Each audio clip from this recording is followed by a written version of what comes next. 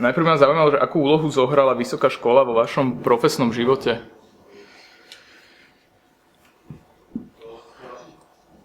Určite rozhodujúcu. Ja som architektúru chcel študovať veľmi. A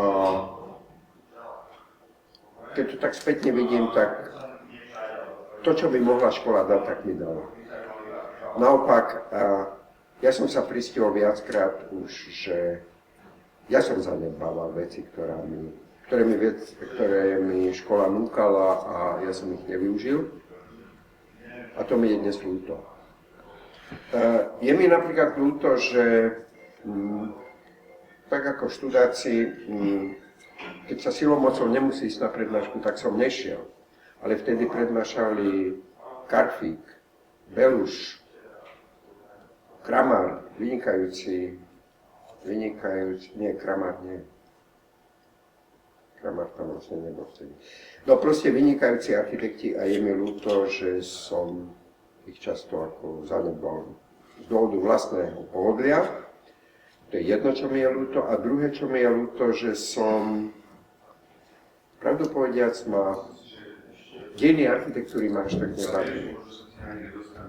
A to je najväčšia chyba, ktorú som urobil, že som vtedy na to nedbal.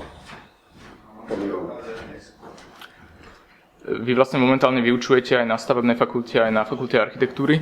Čo vám toto vyučovanie ako architektovi dáva? Lebo jasné, že určite to nie je len o tom, že dávať, ale niečo príjmate.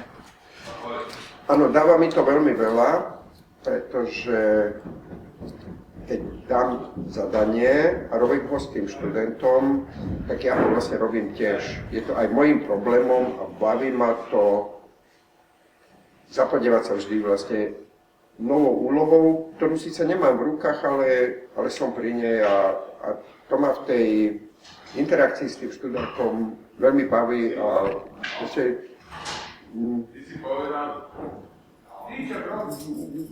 nejakým spôsobom ma to robí bohatý.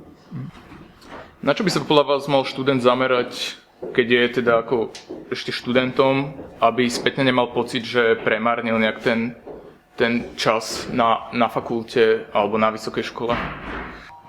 Keďže študák je vo veku, kedy najviac dokáže absorbovať, tak by mal v skutočnosti stíhať toho veľmi veľa. Aj čo je mimo disciplín, od čítania filmov a výstav a koncertov. Všetko, čo robí jeho svet bohatší, nielen jeho obrazový svet, ale aj myšlienkový svet. To je jeden aspekt. A možno druhý taký veľmi dôležitý, ale to asi je chyba v školách, že škola je výborná príležitosť, aby ten pedagóg naučiť sa čítať architektúru.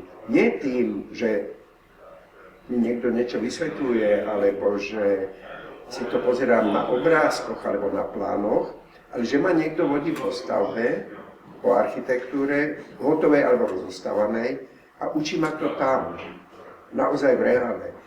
Toto 3D nie je 3D počítačové, ale to 3D reálne.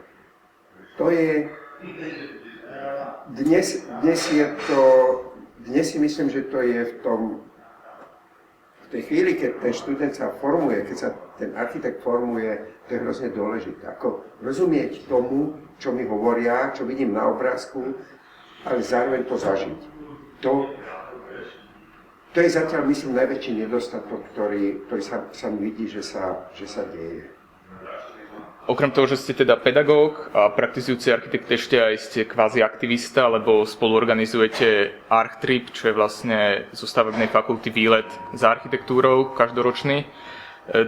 Tvrdíte teda, že naozaj nestačí si tú architektúru iba pozerať na internete, pôdorysy, obrázky, fotky a že treba za tým vycestovať, treba to zažiť?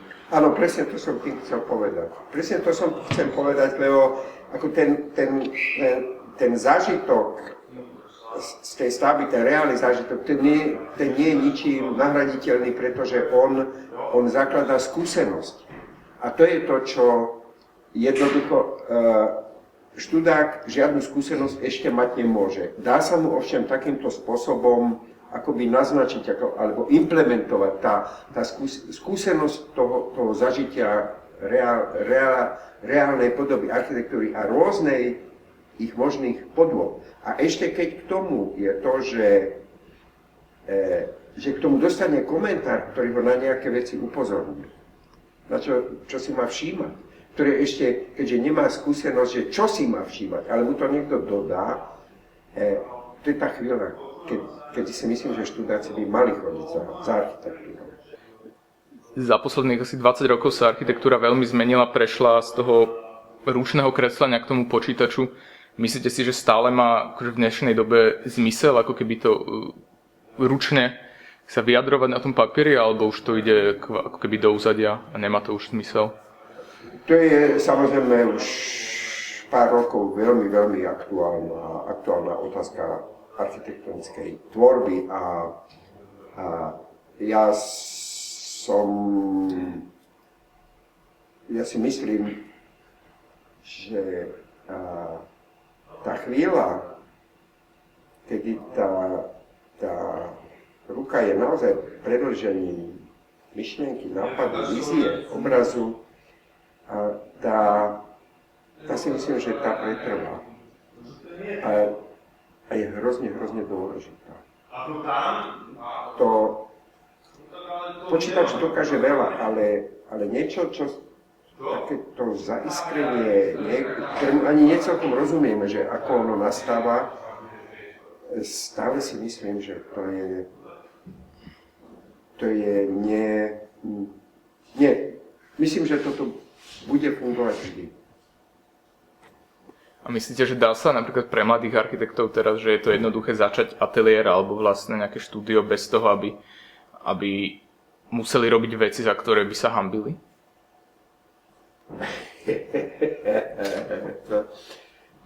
No, ako veci, za ktoré by sa hanbili, by robiť nemali a basta. To si tak myslím samozrejme ľahko, lebo nemám existenčný problém. Mm-hmm. Ale kto ho má, isté, že sa na to díva inak, ale v každom prípade, ak to tak robia, tak ich to potom raz mrzieť bude. To Adam na to neviem. A na to ani nie je jeden recept. Jasné. Od toľkých okolností toto závislí.